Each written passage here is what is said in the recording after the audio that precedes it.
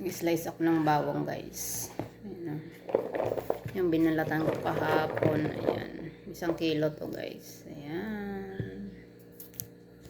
Ayan. Ito na yung na-slice ko. Ayan. Siguro mga 1 oras ko din to i-slice kasi nung binalatan ko to, mga 2 oras ko rin siya. 2 oras kalahati siguro, guys. Kasi isa-isa mo kasi silang babalatan. Tapos ngayon naman, isa-isa mo silang is-slice para pantay-pantay, guys.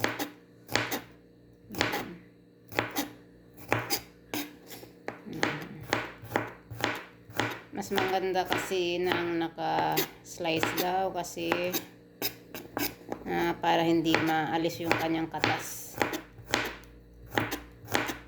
Pag pinod-processor mo kasi yung katas niya naalis daw. Kaya mas gusto ng kapatid ni ate na slice ko daw. Saka i-prito.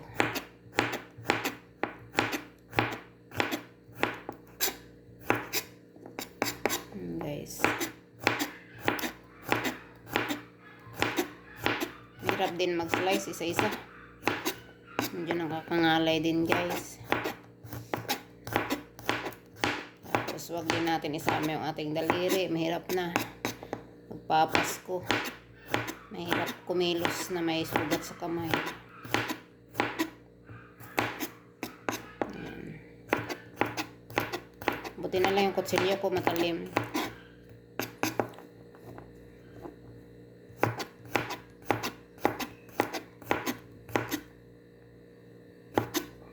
Sarap to sa ano, guys.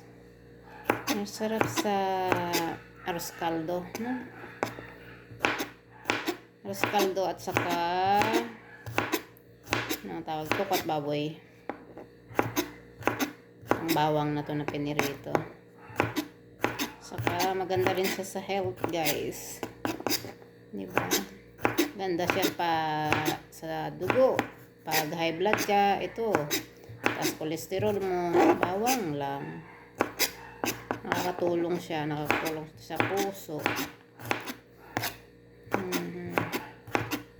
Kailangan paghilaw mo to kinain. Kung mangangamoy yung katawan mo, guys. Asin talaga mabaho. Pangit talaga ng amoy. Kasi dati yung alaga ko, kumakain, araw-araw kumakain siya nito, yung hilaw, ito, ganito mismo.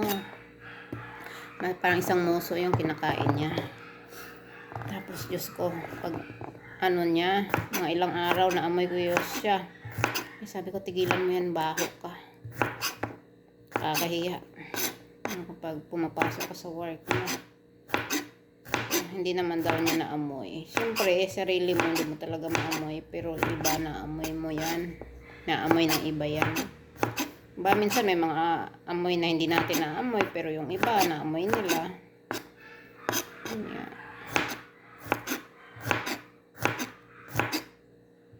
Kaya kung gusto mong kumain nito, iprito mo na lang.